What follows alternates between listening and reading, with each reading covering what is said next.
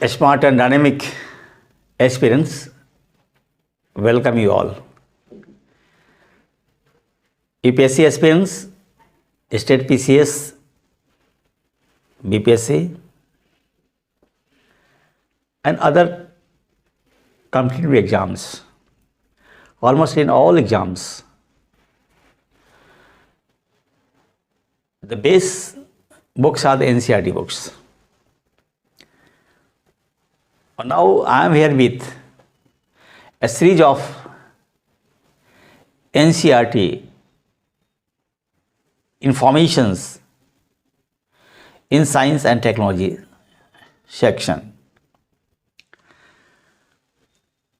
आपसे गुजारिश होगी कि आप जिन्हें भी NCERT बेस्ड इंफॉर्मेशन चाहिए, मटेरियल चाहिए, you can get it here. RK Civil Services is all set to help you.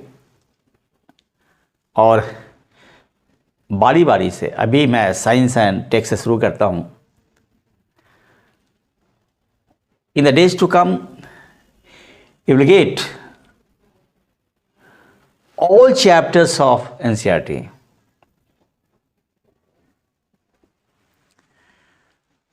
इसलिए लेक्चर को अवश्य देखेंगे, इससे आपको फ़ायदा होगा. Once again, RK Civil Services, myself, Rajkumar, welcome you all.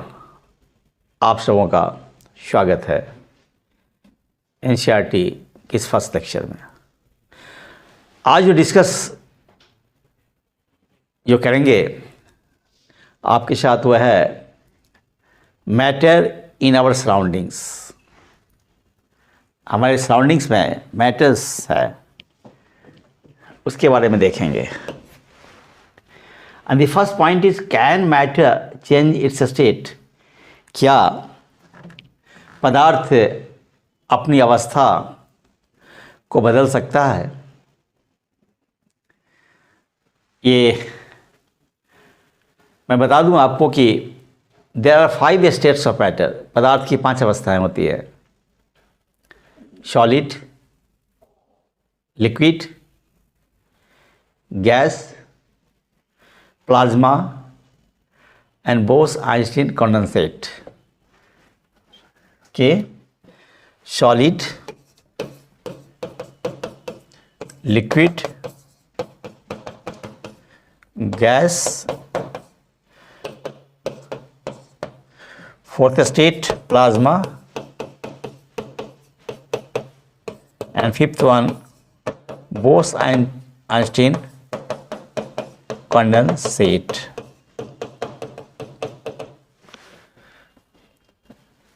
Right,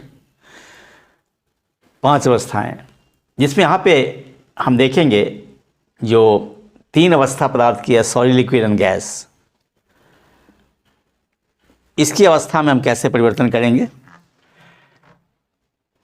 जैसे अगर हम देखें सॉलिड का तो आइस, बर्फ,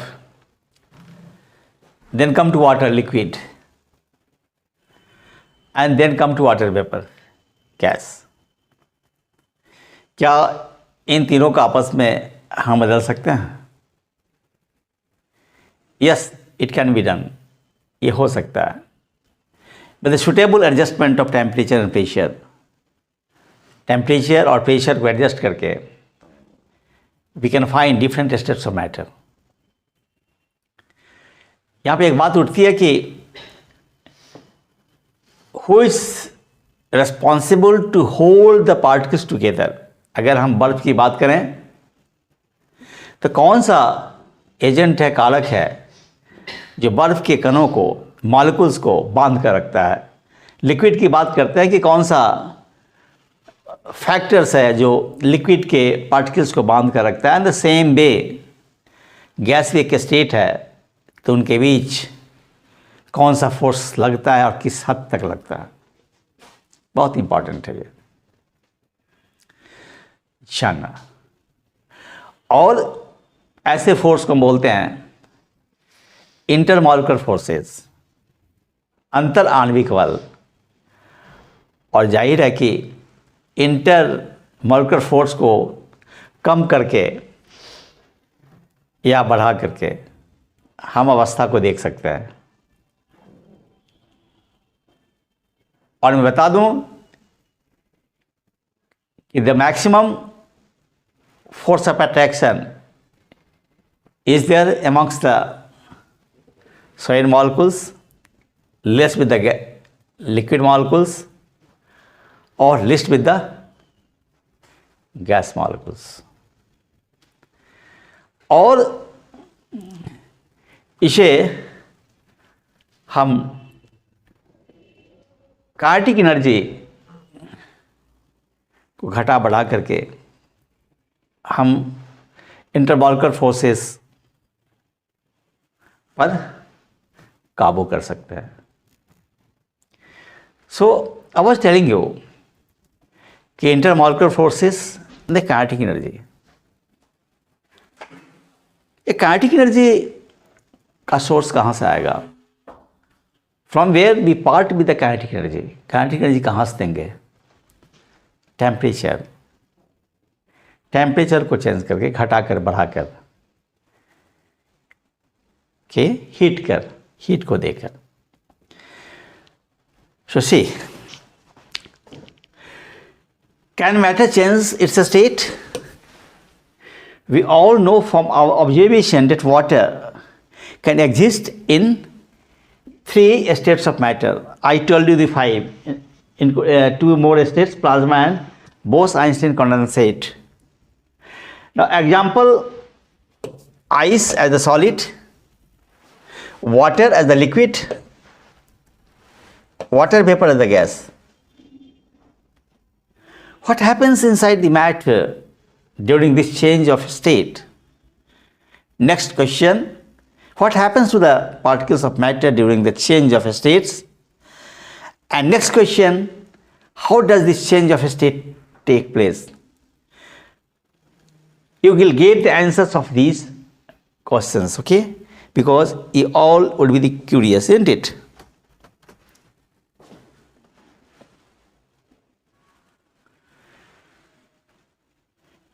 Now, just start hitting the beaker. आप आइस को ले लें और आप उसको हिट करें तो देखेंगे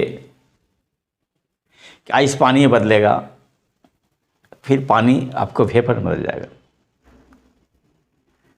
3 states. It's because of the heat.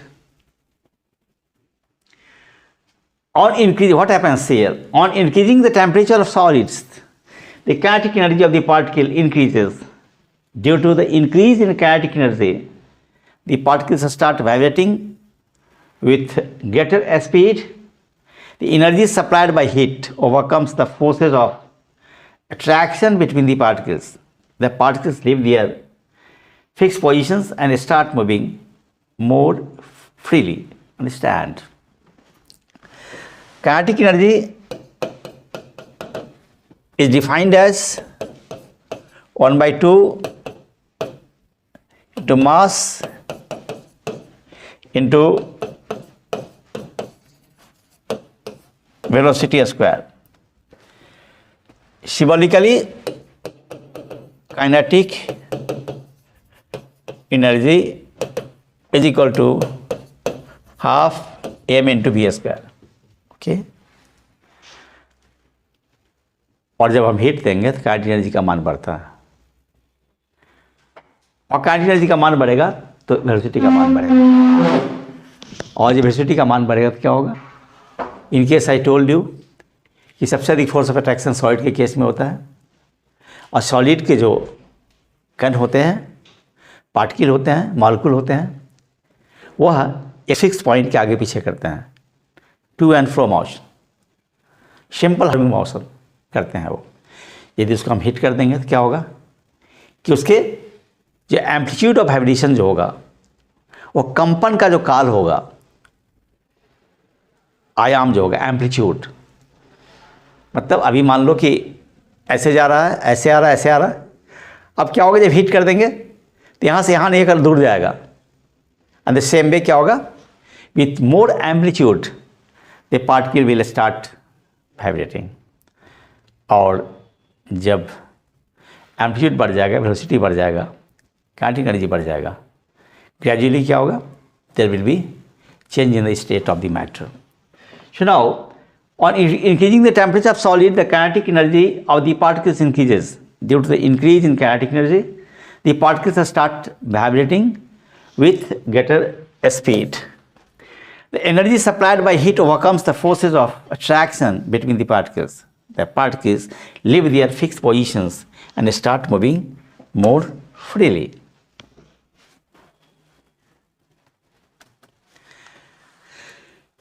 Now, next, a stage reached when the solid melts and is converted to a liquid.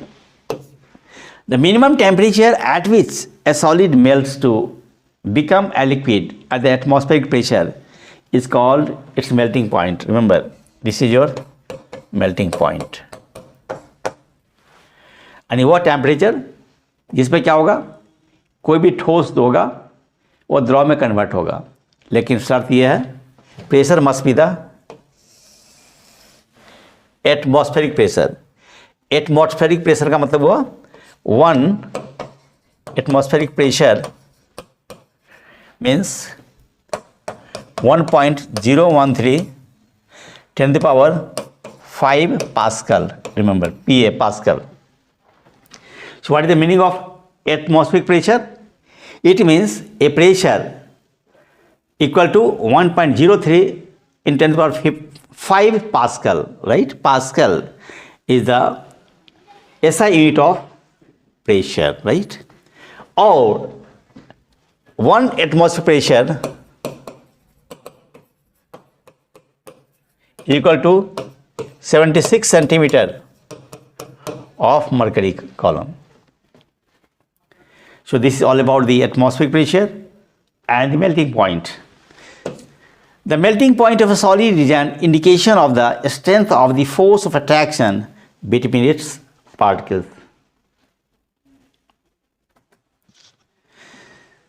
Now, the melting point of ice is 273.15 Kelvin. In fact, T Kelvin is equal to T degree Celsius plus 273.15, right? When, say, the melting point of ice is 0 degree, then 0 plus 273.15, on Kelvin scale, this becomes 273.15. So the melting point of ice is 273.15 Kelvin.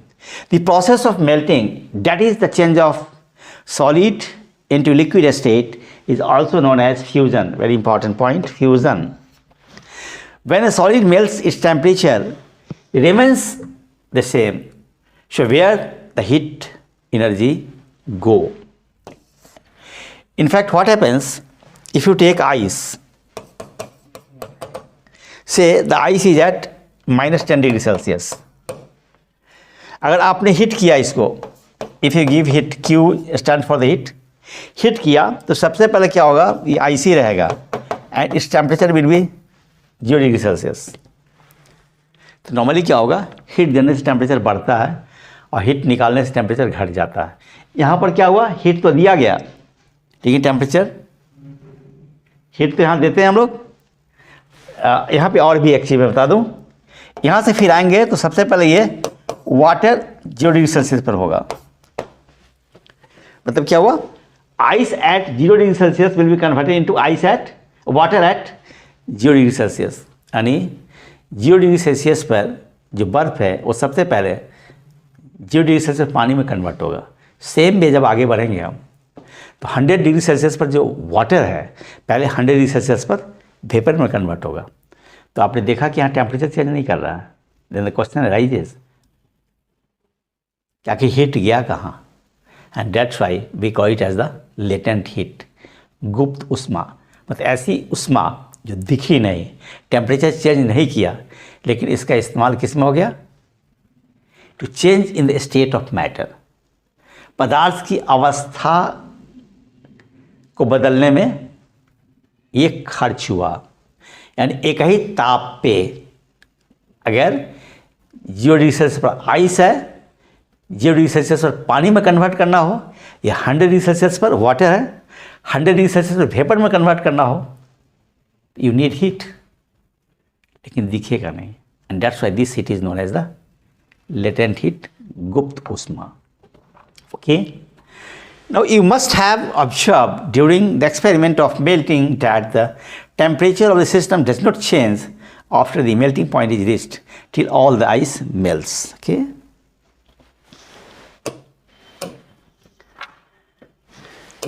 this happens even though we continue to heating the beaker, that is we continue to supply heat. This heat gets used up in changing the state by overcoming the forces of attraction between the particles. Fine. And this heat energy is absorbed by ice without showing any rise in temperature, just I told you. It's considered that it gets hidden into the contents of the beaker and is known as the latent heat. And the expression for the latent heat will be Q is equal to M into L, where Q is the amount of heat, M is the mass of the substance, and L is the latent heat. So latent heat is defined as L is equal to Q by M, right? So this happens even though we continue to heating the beaker, that is we continue to supply heat. This heat gets used up and changing the state by overcoming the force of attraction between the particles, and this heat energy is absorbed by ice without showing any rise in the temperature, and so we call it as the latent heat. Okay. Now the word latent means hidden. The amount of heat energy that is required or needed to change 1 kg of a solid into liquid at atmospheric pressure at its melting point is known as the latent heat of fusion. So particles in water at 0 degree Celsius, that is 273 Kelvin, have more energy as compared to particles in ice at the same temperature. I told you Q is equal to M into L, from where you can get L is equal to Q by M. If you take M is equal to 1 kg, then what will happen? L will be equal to Q, and that's why latent heat of the substance is defined as the amount of heat needed to convert 1 kilogram of ice into 1 kilogram of water at the fixed temperature, that is the melting point 0 degree Celsius, is known as latent heat of fusion, गलने का।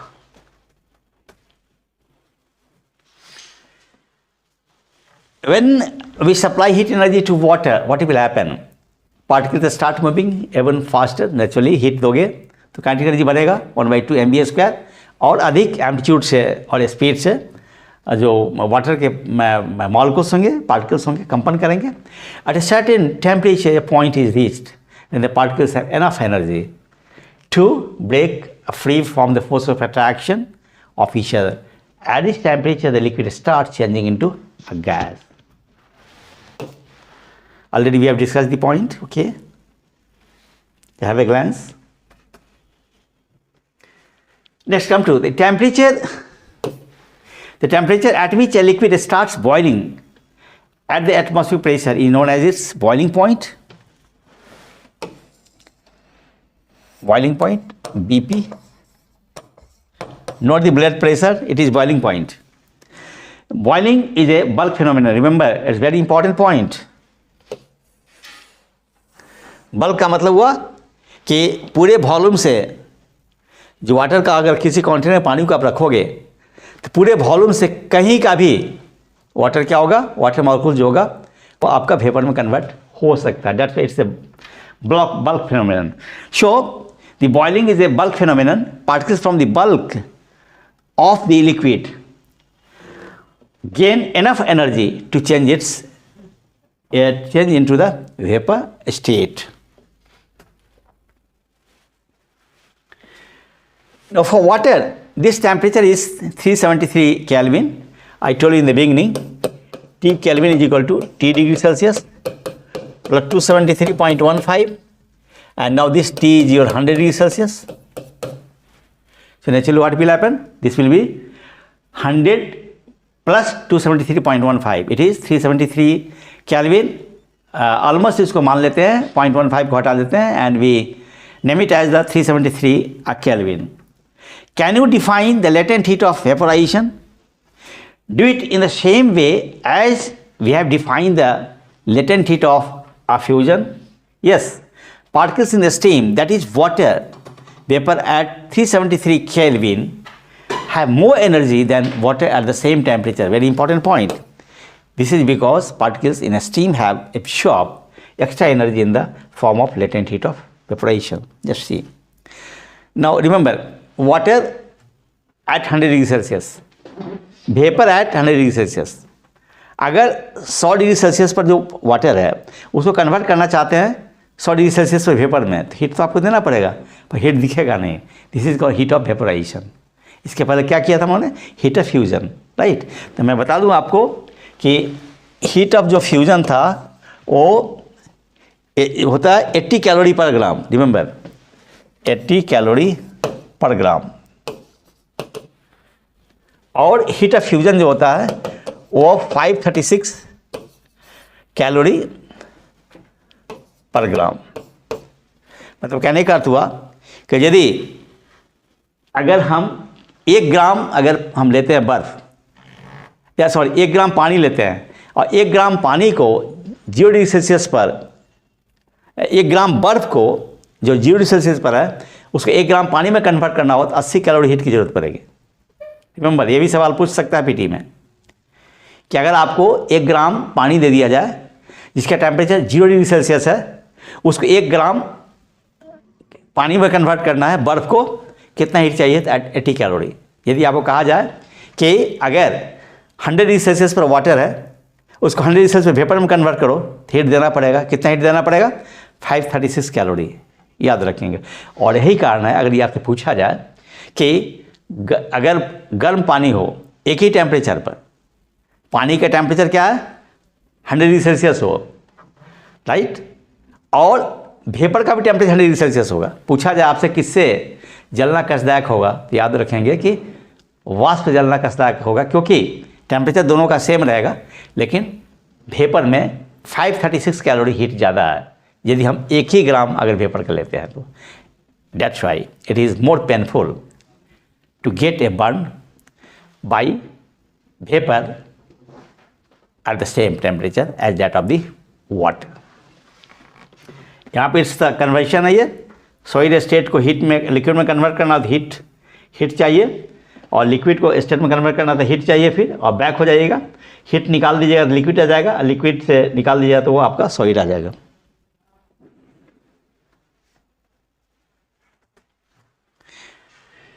So we infer that the state of matter can be changed into another state by changing the temperature. One point is clear. Now we will talk to the change of the pressure. We have learnt that substances around us change state from solid to liquid and from liquid to gas on application of heat. Heat की बात हो गई. But now there are some other changes. Some that change directly from solid state to gaseous state and vice versa without changing into the liquid state. ऐसा भी हो सकता है. Normally क्या होगा कि हम सॉलिड को लिक्विड में कन्वर्ट करते हैं, लिक्विड को गैस में कन्वर्ट करते हैं. ऐसा हो सकता है. जैसे अगर कपूर की बात करें, हम कैम्फोर की बात करें तो सॉलिड रहता है लेकिन वो सीधे गैस में कन्वर्ट हो जाता है. फिर NH4Cl की बात करें, नौशादर की बात करें, अमोनियम क्लोराइड की बात करेंगे तो सीड क्या होगा? सॉलिड से वो गैस में कन्वर्ट हो जाता है. This is called sublimation. इस प्रोसेस को क्या बोलेंगे हम लोग? We call it as the sublimation, जो आगे देखेंगे हम. A change of state directly from solid to gas without changing into liquid state is called sublimation, I told you. And the reverse process and the direct change of gas to solid without changing into liquid is called deposition. Both the terms are very important. Okay, this is deposition, back जाना है, and this is sublimation. Sublimation में क्या हुआ? Solid directly into gas vapour. इसमें क्या हुआ? Gas into solid. याद रखेंगे, deposition.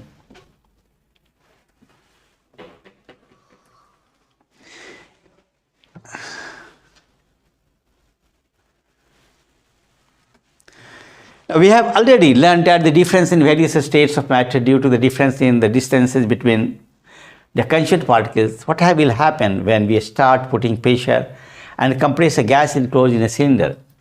Will the particles come closer? Do you think that the increasing or decreasing the pressure can change the state of matter? अब तो हीट की बात हो गई, अब प्रेशर की बात करते हैं. मान लिया जाए आपने एक सिलेंडर लिया, सिलेंडर में एक पिस्टन लगा दिया और सिलेंडर में गैस भरा हुआ है. अब मान लीजिए प्रेशर बढ़ाएंगे या घटाएंगे तो स्वाभाविक है, it's matter of common experience. जब प्रेशर बढ़ाएंगे तो मॉलिक्यूल जो होंगे, पार्टिकल जो होंगे नज़दीक आ जाएंगे, और प्रेशर घटाएंगे तो दूर भाग जाएंगे. स्वाभाविक है.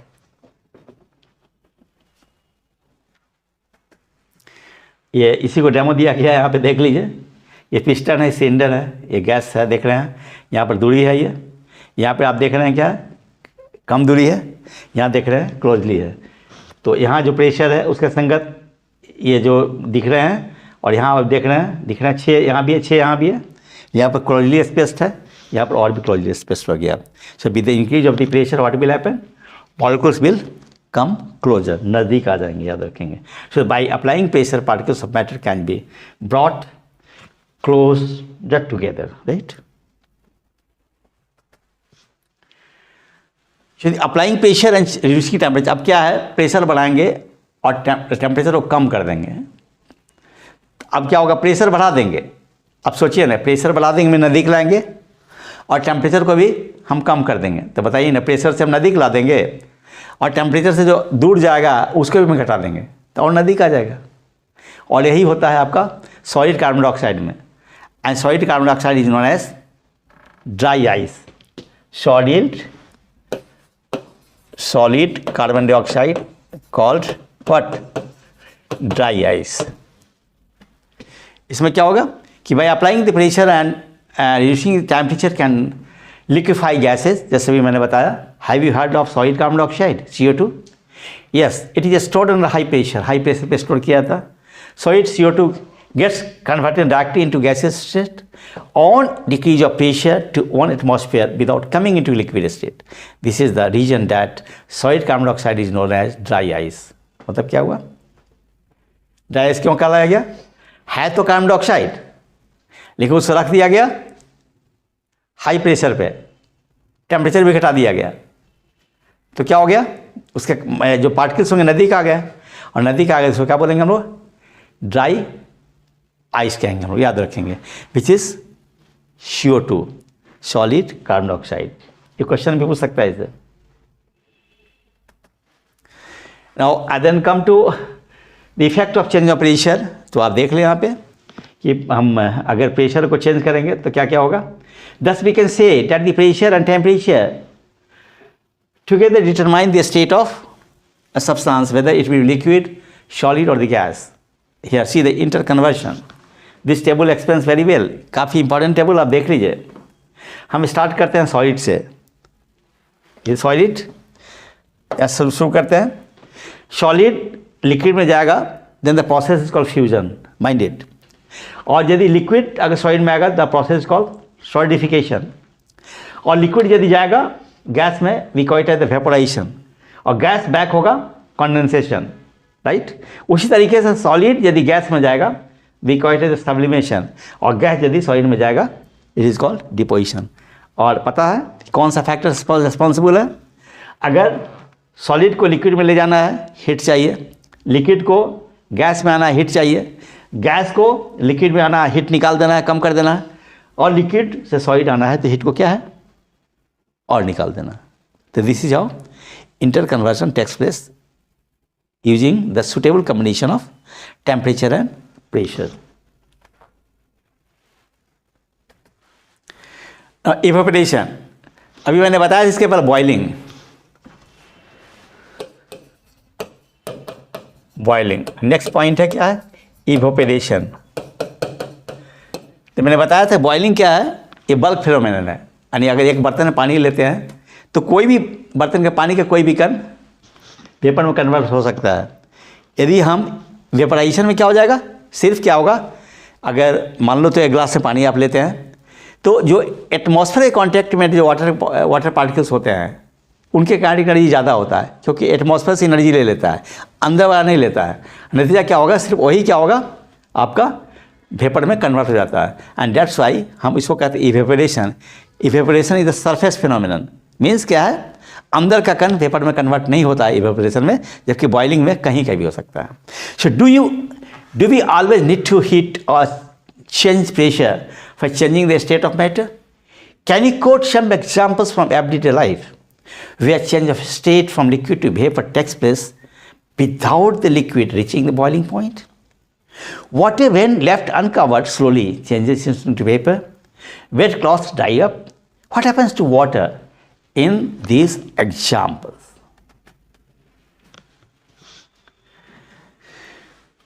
We know that the particles of matter are always moving and are never at rest. At a given temperature, in any gas, liquid or solid, there are particles with different amounts of kinetic energy. In the case of liquids, a small fraction of particles at the surface having high kinetic energy is able to break away from the force of attraction of other particles and gets changed into vapor. This phenomenon of change of liquid into vapor at any temperature below its boiling point is called evaporation, जो पहले ही मैंने बता दिया था, discuss कर दिया मैंने इसको। नाउ फैक्टर्स अफेक्टिंग इवेपोरेशन, कौन कौन से कारण होंगे जो वाष्पीकरण को प्रभावित करेंगे। याद रखेंगे फिर से, वाष्पीकरण सरफेस फिनोमिनन है, बल्क नहीं है। तो ये जो फैक्टर्स को हम लोग देख लेंगे, तो वो जो फैक्टर्स हमारा है जो रेट ऑफ इवेपोरेशन को, वाष्पीकरण के दर को इफेक्ट करेगा, बढ़ाएगा। तो बढ़ने के लिए क्या क्या फैक्टर चाहिए, an increase of surface area. जितना ही सरफेस एरिया बढ़ेगा उतना ही क्या होगा, इवेपोरेशन बढ़ेगा। यही कारण है कि जब कपड़ा आप सूखने के लिए देते हैं तार पे, हैंगर स्टैंड पर, तो कपड़े को फैला देते हैं, क्योंकि ज़्यादा सरफेस एरिया होगा तो वाष्पीकरण का दर ज़्यादा होगा, कपड़ा जल्दी सूख जाएगा। We know that evaporation is a surface phenomenon. If the surface area is increase, the rate of evaporation increases. For example, while putting clothes for drying up, we spread them out. तो मैंने बता दिया अभी, already we have discussed.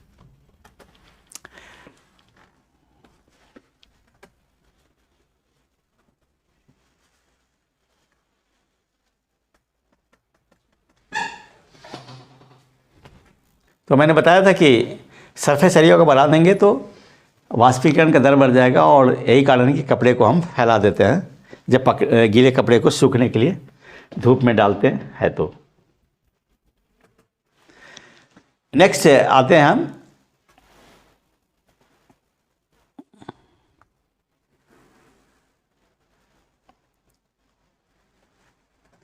Next temperature को बढ़ाएंगे।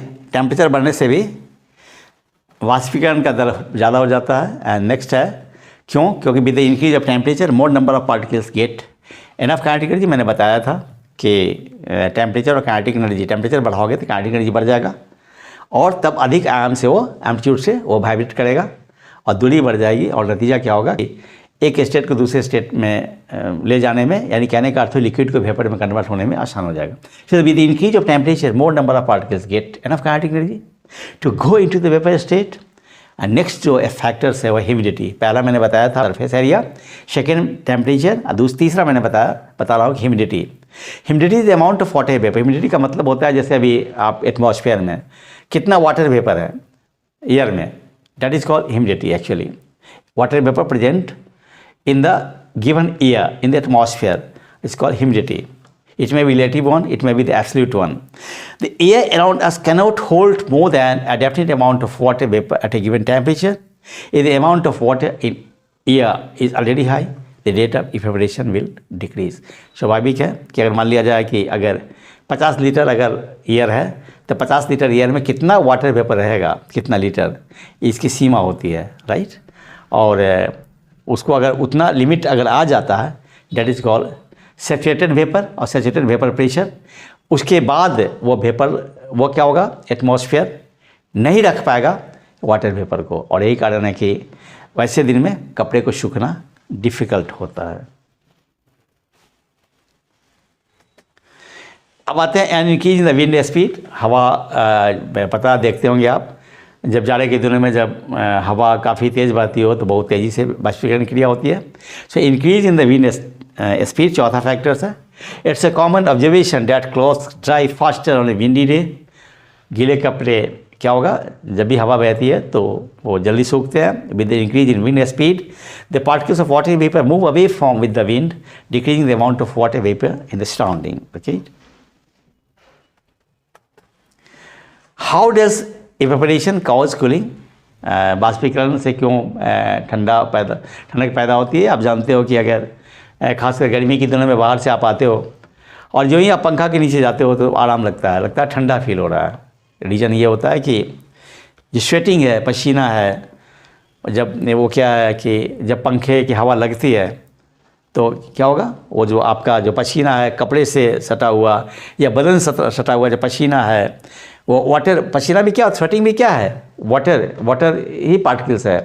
वो wind का speed बढ़ने से क्या होता है, बाष्पीकरण क्रिया बढ़ जाती है, और जब हम वेपोरेशन बढ़ जाएगा, बाष्पीकरण की क्रिया बढ़ जाएगी तो ठंडक पैदा होगा, क्योंकि इवेपोरेशन काउजेस कूलिंग। बाष्पीकरण क्रिया से ठंडक पैदा होती है क्योंकि उस पार्टिकल्स को, वो जो आपका पसीना का जो कण है, वो चाहे कपड़े में हो शरीर में हो, वो आपके शरीर से ही गर्मी लेकर के क्या होता है, वो फिर वेपर में कन्वर्ट हो जाता है, तो आपके शरीर में हीट कम जाता है and you feel cold.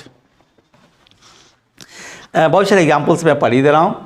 In open vessel the liquid keeps on evaporating, the particles of liquid absorb energy from the surrounding to regain the energy lost during evaporation. This absorption of energy from the surroundings makes the surroundings cold. Now next, what happens when you pour some acetone nail polish remover on your palm? जब आप कोई भी जो lady है वो आपका nail polish का इस्तेमाल करती हैं तो देखेंगे क्या है, ठंडक होता है वहाँ से, तो वहाँ भी वो है आपका वो नेल पॉलिश में क्या रहता है, आपका नेल पॉलिश रिमूवर में क्या रहेगा, स्टोन होता है। और जैसे ही आप क्या होगा, नेल पॉलिश पे स्टोन डाल देंगे तो कूलिंग पैदा करेगा। क्यों करेगा कूलिंग पैदा करेगा? क्योंकि इवेपोरेशन होगा, बाष्पीकरण क्रिया होगी जिससे ठंडक पैदा होगी। So what happens when you put some acetone, that is the nail polish remover on your palm, the particles gain energy from your palm or surroundings and evaporates, causing the palm to feel cool. How does evaporation cause cooling? ये already आप discussed कैसे ये करता है। ये you can see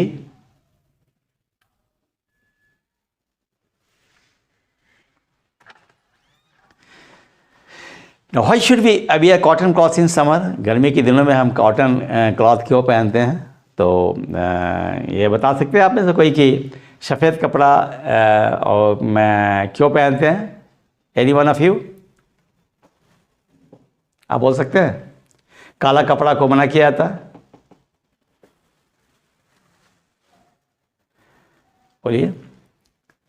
cotton cloth जो होते हैं, it's a being good absorber of water, पानी का अवशोषण करता है बहुत ज़्यादा, और पानी जब अवशोषण करेगा तो what will happen, cotton to be a good absorber of water helps in absorbing the sweat and exposing it to the atmosphere for easy evaporation.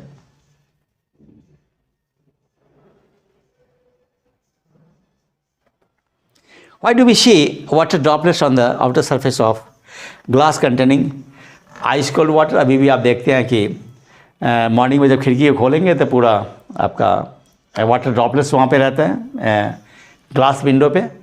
क्या कारण है? सेम रीज़न है ये कि जो भी हमारा वेपर्स होता है वह उससे कांटेक्ट में आकर के वो वाटर ड्रॉपलेट में कन्वर्ट हो जाता है।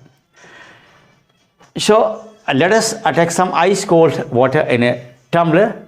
Soon we will see water droplets on the outer surface of the tumbler. The water vapor present in air on coming in contact with the cold glass of water uses energy and gets changed to a liquid state which we see as water droplet. अभी भी मैं morning में आज ही मैं window खोला था, मैं देख रहा था, 2 दिनों से देख रहा हूँ लगातार कि खिड़की का जो बाहर से वाटर ड्रॉपलेट्स है, क्यों होता है? क्योंकि जो हमारे जो वेपर्स होते हैं वो कम टेम्परेचर को लेकर के क्या होता है, कन्वर्ट कर लेते हैं। पता है ना कि अगर वेपर से अगर हीट को निकाल दिया जाए तो आपका वो बदल जाएगा लिक्विड में। The same thing happens. जैसे ओस भी बनता है, ड्यू भी बनता है। ड्यू भी क्या है? आपका वाटर वेपर से कन्वर्ट होकर के वो आपका घास पे या पेड़ के पत्ते पर या पेड़ पे या फिर जो भी स्टोन्स होते हैं उस पर ड्यू ड्रॉप्स के रूप में वो कन्वर्ट होते हैं। Now I come to summary. Matter is made up of small particles. The matter around us exists in three states: solid, liquid, and gas. I told you two more states: plasma and Bose-Einstein condensate. Next, find the force of attraction between the particles are maximum in solids, intermediate in liquids, and minimum in gases. Important point. Remember, the spaces in between the constituent particles and kinetic energy of the particles are minimum in the case of solids, intermediate in liquids, and maximum in gases.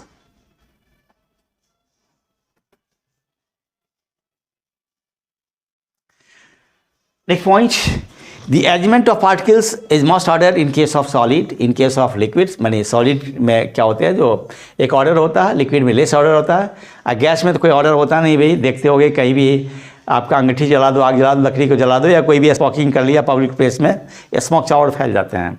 So the arrangement of particles is most order in case of solids, in case of liquids layers of particles can slip and slide over each other, while for gases there is no order, कोई order ही नहीं होता, particles just move about randomly.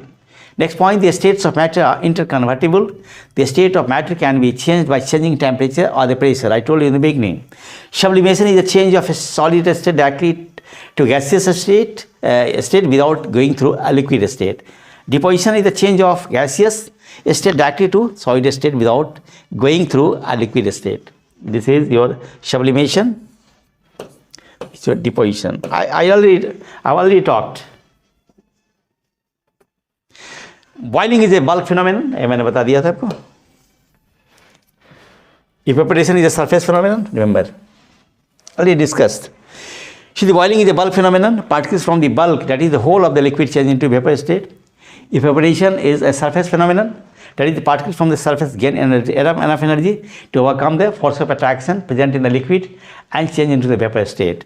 The rate of evaporation depends on the surface area exposed to the atmosphere, the temperature, the humidity, and the wind speed. Now, evaporation causes cooling. Latent heat of evaporation is a heat needed to change 1 kg of a liquid to gas at atmospheric pressure. At its boiling point, latent heat of fusion is the amount of heat energy required to change 1 kg of solid into liquid at its melting point. Some measurable quantities and the bulk units you are likely to remember. ये question पूछे जाते हैं exam unit से. So the first one, the SI unit of temperature is Kelvin. That of length is meter. For mass, kilogram. For weight, Newton, remember. For volume, cubic meter. For density, kilogram per cubic meter. And for pressure, Pascal. These are the units you need to remember. Thank you.